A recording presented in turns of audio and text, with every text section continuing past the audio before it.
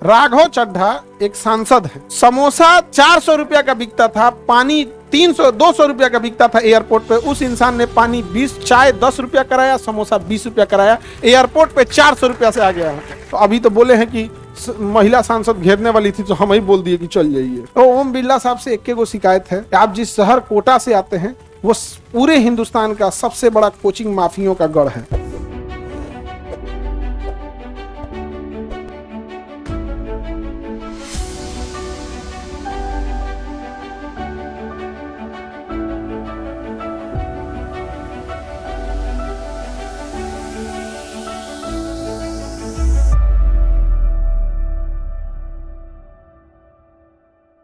तो प्रधानमंत्री ऐसे दिखने में बड़ा है, बट संवैधानिक रूप से प्रधानमंत्री समकक्षों में सबसे प्रथम है, समकक्षों में सबसे प्रथम है। तो संसद के अदन प्रधानमंत्री बड़ा है या समकक्ष है, लेकिन मंत्रिमंडल में भाई सबसे बड़का भौकाल किसका है? प्रधानमंत्री। प्रशासन में सबसे बड़ा भौकाल प्रधानमंत्री, लेकिन संसद में 545 बराबर। सबको पूछ के पूछना है किनसे? ओम बिरला साहब से। वो बोलेंगे तभी आप खड़े होंगे। तो अभी तो बोले हैं कि महिला सांसद घेरने वाली थी तो हम ही बोल दिए कि चल जाइए।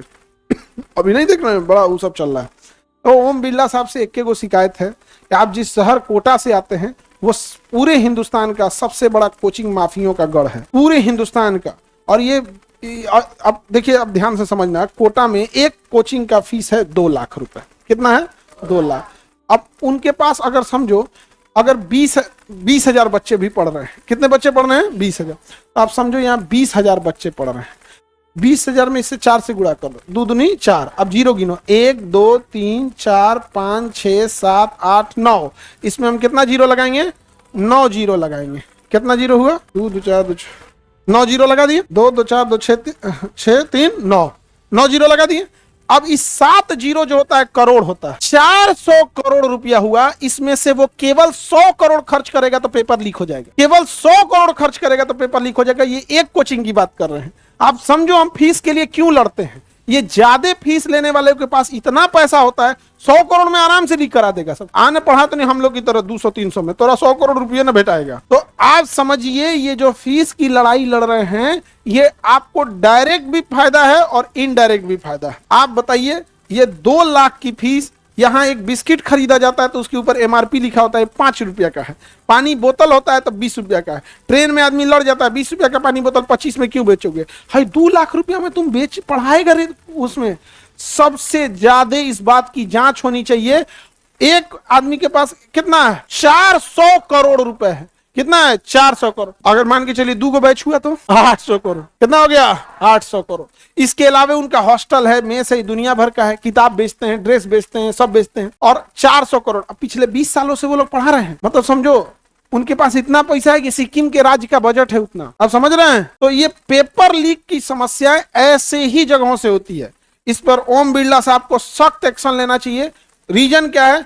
पहला कि आप लोकसभा के अध्यक्ष हैं, सारे सांसदों के आप मुखिया हैं। दूसरा, आप स्वयं कोटा से आते हैं।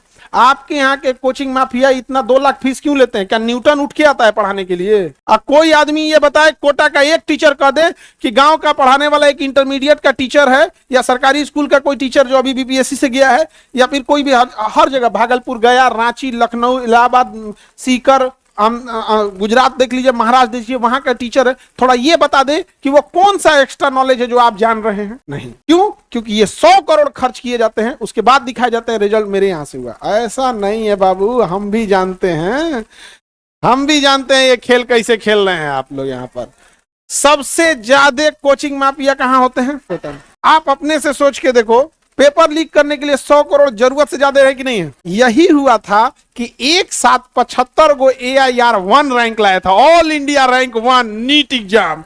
एम्स दिल्ली, जिसमें सपना होता कर भैया हमारे पास 50-55 गो सीटें हैं, अब 55 गो एक नंबर पे आ गया है, 75 गो। ये हाल हुआ कि ऑल इंडिया रैंक 1 ला के भी दिल्ली एम्स नहीं मिला आपको। याद रखिएगा, ऐसे ही कोचिंग माफिया अगर चलते रह गए तो आप UPSC टॉप करके भी आपको क्लर्क का नौकरी ज्वाइन करना पड़ेगा। आप समझिए हम ये क्यों लड़ाई लड़ते हैं। और कुछ टीचर लोग जिनको आदत है ये सब खरीदने की, रिजल्ट वो सब जानता है कि ये आदमी को अगर नहीं रोका गया, इसको नहीं किया जाए तो इस रिजल्ट खरीदने को हमको रोक ले गया। अब समझ में आया? पेपर कहां से लीक होगा? तुम्हारे गांव का कोई टीचर है इंटरमीडिएट में आप लोग कभी कोचिंग किए होंगे, मैट्रिक में कोचिंग किए, अरे वो बेचारे ने ईमानदारी से पढ़ाया है, वो एक बार में एगो 4 व्हीलर ना खरीद पाएगा, वो कहां से क्वेश्चन पेपर लीक करा पाएगा? आई 100 करोड़ में तुम्हारे घरे क्वेश्चन पहुंचाएगा। कुछ करना थोड़े, तुम फेसबुक पे लिख दोगे 100 करोड़ देंगे, कोई क्वेश्चन देगा यहाँ पे, फेसबुक पर पढ़ के उछल आएगा सब, बाद में डिलीट कर दे, कहते मेरा लड़का मोबाइल ले लिया था, हैक हो गया। नहीं समझ आ गया, हैक हो गया, पता चल गया कि भैया कौन है रखा है, हो गया। और इस सब का पहुंच बहुत लंबा होता है। तो आप लोग की जिम्मेदारी है इस चीज पे कंटिन्यूअस आवाज उठाते रहिए तब तक, और अगर आप नहीं आवाज उठाएंगे तो मरते रहेंगे। राघव चड्ढा एक सांसद है, समोसा 400 रुपया का बिकता था, पानी 200 रुपया का बिकता था एयरपोर्ट पे, उस इंसान ने पानी 20, चाय 10 रुपया कराया, समोसा 20 रुपया कराया, एयरपोर्ट पे 400 रुपया से आ गया। समझ में आ गया?